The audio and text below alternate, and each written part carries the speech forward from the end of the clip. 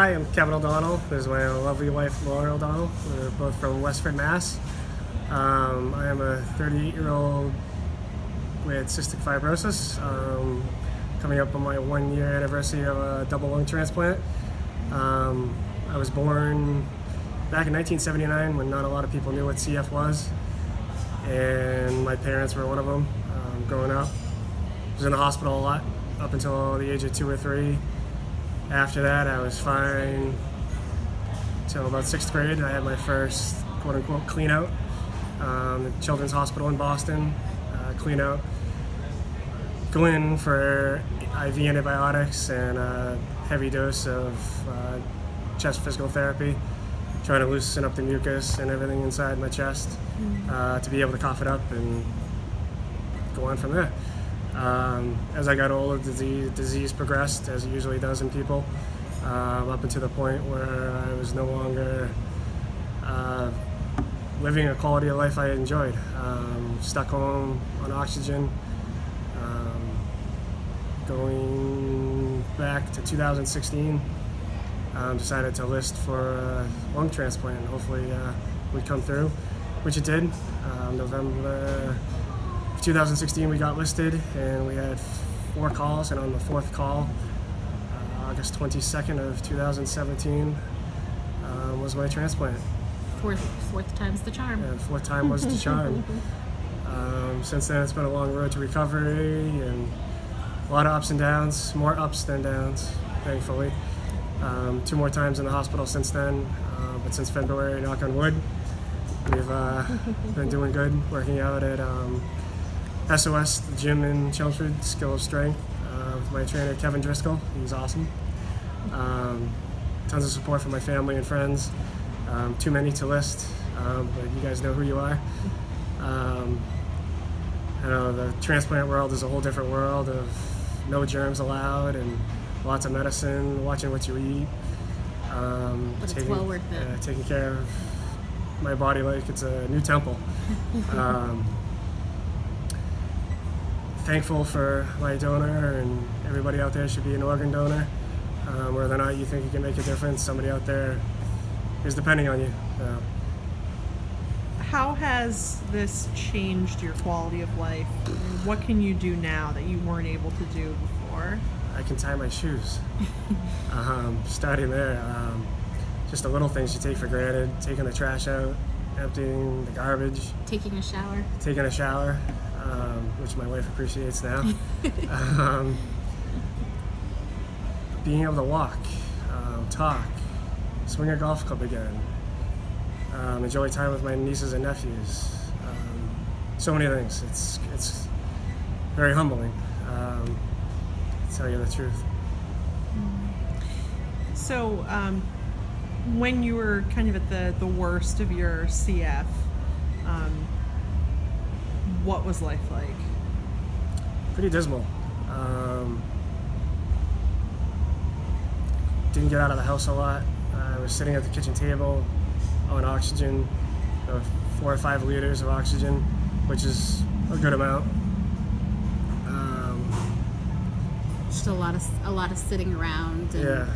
A lot of coughing. I was having chest PT twice a day.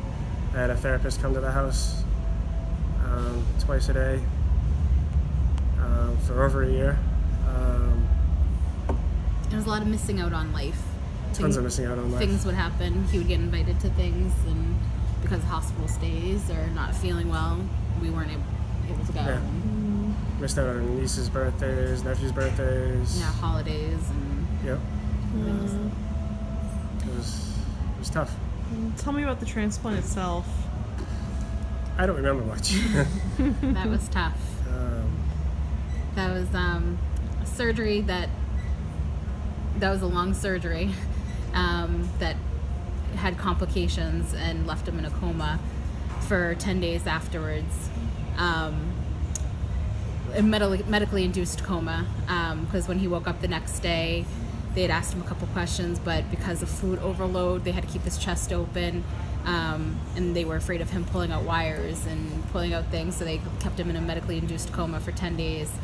And then after that, waking up, relearning to do everything again, relearning to talk because he hadn't talked, and he had a tube in his mouth because he was vented.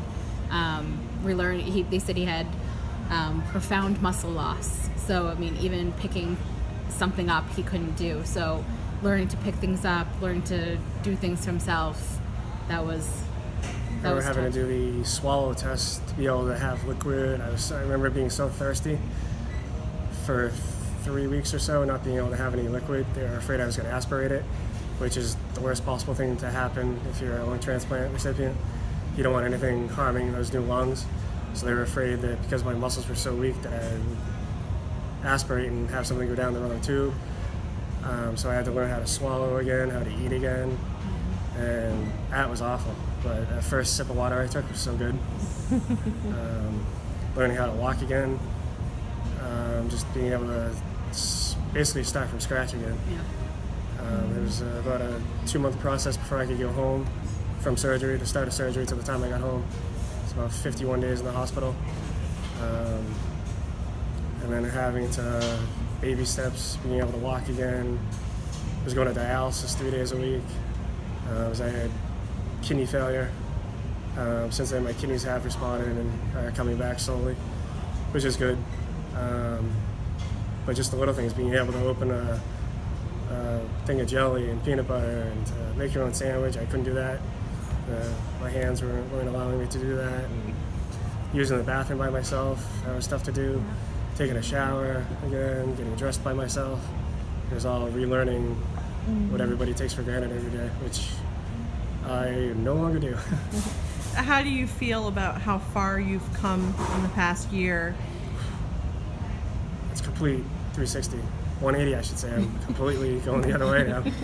I did a 360 and another 180 actually. It's amazing. I'm trying to play golf again. Someone will say you stink at golf, but I'm getting back out there a couple times a week at least. Going to the gym, Skills of Strength has helped me tremendously in the training, getting me back into where I used to be, being able to walk and lift a little bit of weights here and there. Basically just strength training. Going to the grocery store, helping out at home, household chores. I know you appreciate that. We do.